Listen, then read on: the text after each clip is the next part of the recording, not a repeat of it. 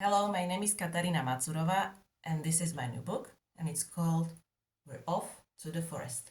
And it's a story of two squirrels, Daddy Squirrel and his son. And we follow them as they go out to the forest for a walk. So we see them as they get ready. And the whole story is told from the perspective of the little one. So he tells us that he and his dad, they love to eat. They love to eat acorns. So you can see here. But they're not the only ones. Actually, most of their friends love to eat them too. And unfortunately, every year there's fewer and fewer of them. So what their friends would do is to save them for winter. That's quite a pile of acorns there.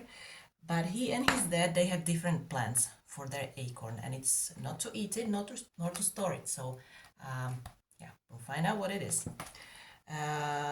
This book was inspired by my walks with our son to the forest. We have lots of squirrels there, and I love to observe them as they play around or climb up the tree trunks and so on. So I just knew I wanted to have squirrel as the main character for my next book.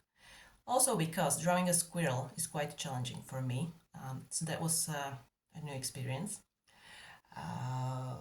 But for a long time I just couldn't come up with a story, with a solid plot that would work.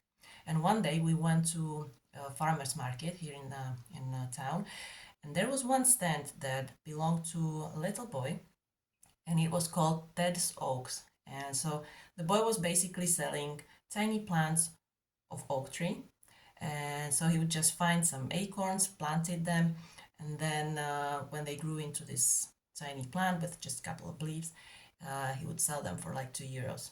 And I just loved the idea. I thought it was brilliant.